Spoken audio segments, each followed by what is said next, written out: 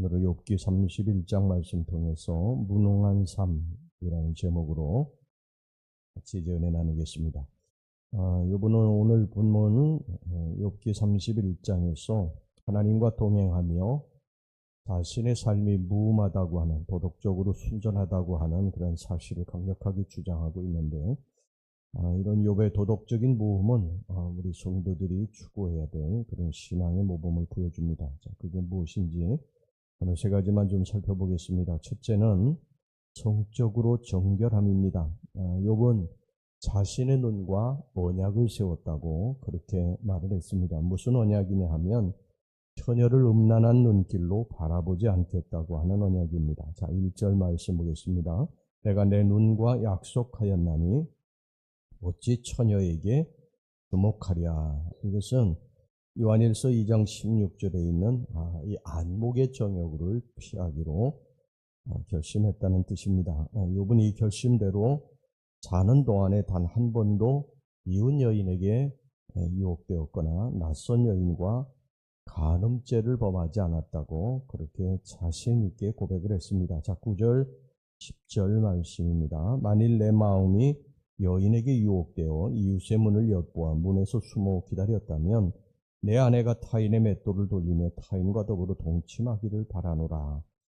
이렇게 자신할 정도로 욥은 성적으로 순결했습니다.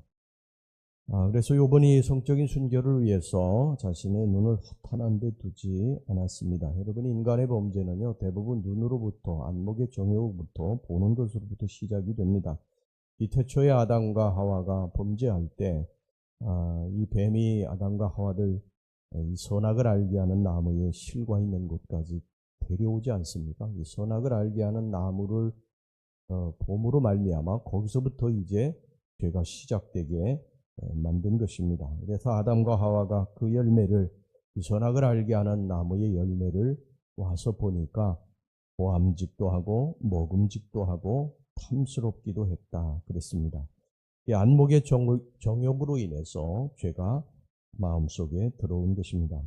이 프레드 스토커가 쓴 모든 남자의 참을 수 없는 유혹이라는 그런 이 책이 있죠. 아주 유명한 책인데요. 그 책을 읽어보면 인간의 성적인 범죄가 대부분 다 눈으로부터 시작이 되는 것을 보게 됩니다. 다윗도 그랬죠. 다윗도 이제 전쟁이 끝나고 한가할 때에 왕궁의 옥상을 거닐다가 이 한 여인이 목욕하는 것을 보므로 죄가 시작이 됩니다. 그래서 우리는 욥처럼 눈과 언약을 맺어야 된다. 언약을 세워야 된다. 이게 눈을 굶겨야 된다는 거예요. 눈을 굶긴다고 하는 것은 눈으로 힐끔거리면서 여인들을 음욕으로 바라보지 않는다는 것입니다.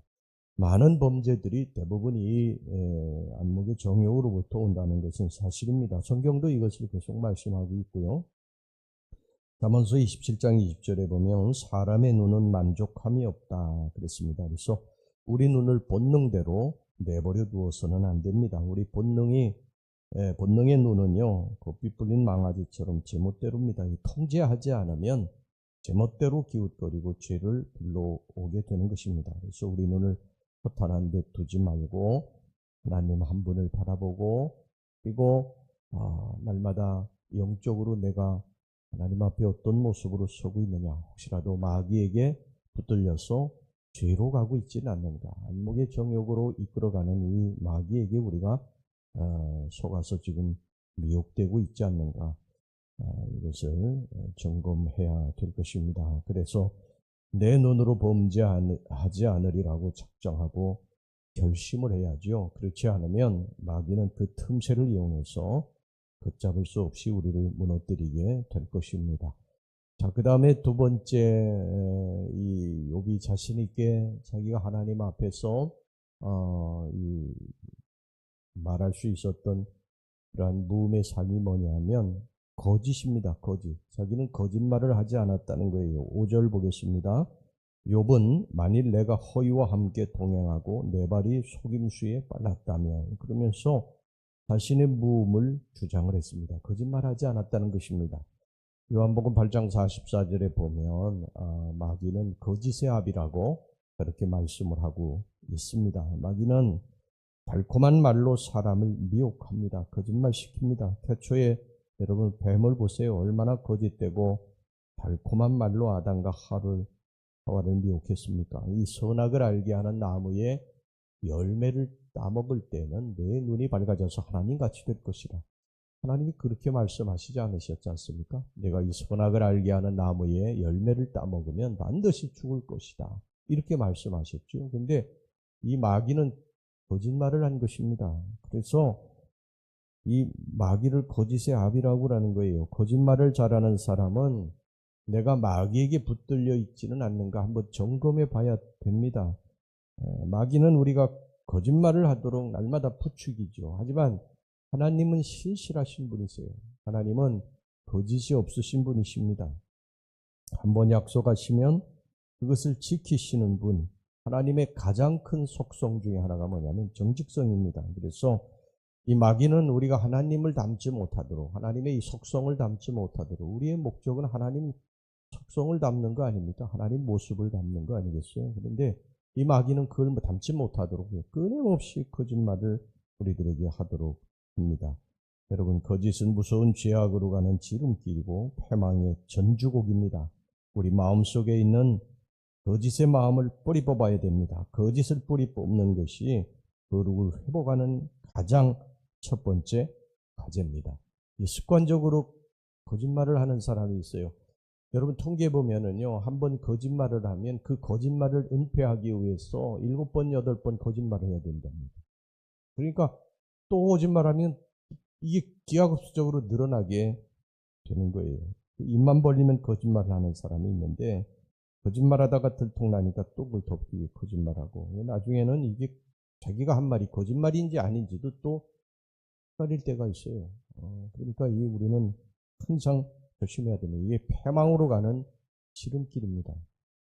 하나님의 백성은 정직해야 될 줄로 믿습니다. 저 사람은 정직한 사람이다. 그 사람은 실수는 좀 있어도 정직한 사람이다. 그런 인식이 사람들에게 있어야 돼요. 저 사람은 입만 벌리면 거짓말한다. 위기를 모면하기 위해서 거짓말하고 또 그 거짓말을 문패하기 위해 또 거짓말한다. 이런 인식이 들어가면 여러분 그 사람을 누가 가까이 하겠습니까? 자신이 불리해졌다고 적당히 변명하고 또 거짓말하고 그러지 않겠습니까? 그러니까 여러분 절대 그런 사람이 돼서는 안 될 줄로 믿습니다. 그 다음에 마지막으로 여기 그 무음한 삶이 뭐냐면요. 우상숭배입니다. 우상숭배를 삼가해야 된다. 24절에서부터 28절까지 보면 욥은 과거에 자신이 절대 우상숭배하지 않았다. 여기 욥이 이렇게 자기의 삶에 대해서 자기가 무음하다고 하는 이야기를 하면서 굉장한 그러한 단서들을 달아요. 내가 만약에 이것을 했더라면 내가 이러이러한 죄도 달게 받겠다. 이런 식으로 이야기를 하는데요. 여기 24절부터 28절까지도 욥이 과거에 절대 자신을 우상숭배하지 않았다. 우리가 사실 우리 자신에 대해서 이야기할 때 절대적으로 이런 말을 하기는 어렵죠. 우리가 절대적으로 정직했다. 절대적으로 무음하다. 그런 말 하기는 사실 쉽지 않죠. 그런데 욥은 그만큼 흠이 없이 살았던 그런 사람이었습니다. 욥 당시에 보면요. 당시에 바벨론에 엄청난 우상숭배, 1월 성신을 섬기고 몰렉에게 자식을 갖다가 인신매매를 제사를 드리는 그런 일들이 서슴지 않고 행해졌는데 이 욥은 자기는 절대 그런 일을 하지 않았다는 거예요. 우상 앞에 절하지도 않았고 섬기지도 않았고 오직 하나님 한 분만을 섬겼다는 것입니다. 뿐만 아니라 욥은 24절 25절을 보면은요. 금에게 자신의 소망을 두지 않았다는 거예요.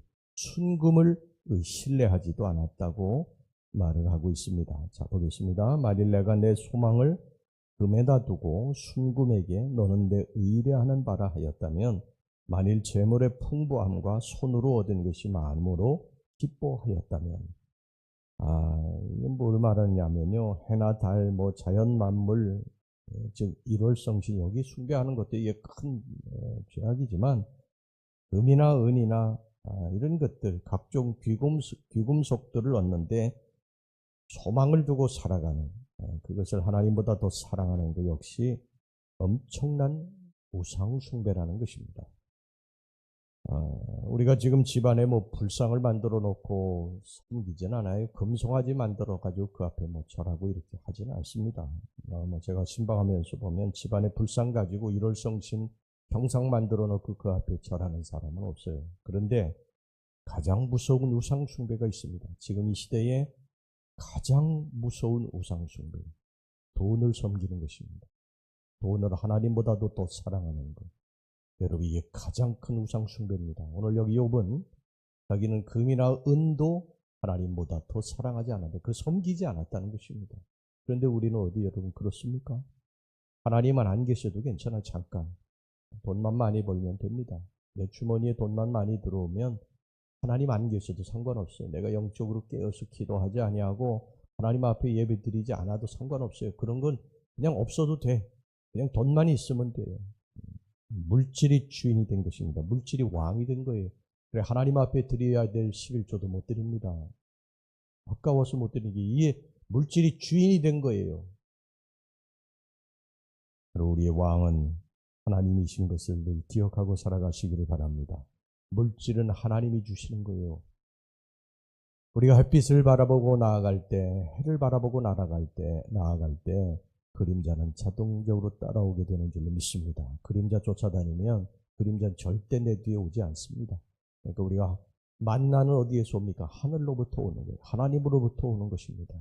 그래서 우리는 절대 잊지 말아야 됩니다. 물질 물론 소중하죠. 우리들이 살아가는데 절대적으로 필요합니다.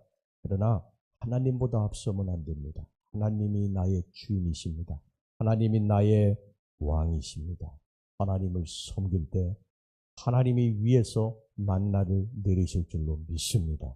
여러분 우리가 만나 쫓아다니면 안 됩니다. 이스라엘 백성들 중에도 안식일에 만나 거두지 말라고 하나님 말씀하셨는데 만나 쫓아다니지 않습니까?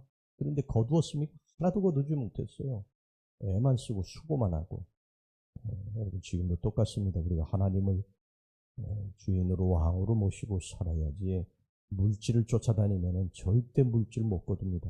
항상 기억하시고 물질 우상 시에서 섬기지 않고 물질 지배받지 않고 물질을 지배하는 그런 하나님의 사람들이 되시기를 주의 이름으로 축원합니다.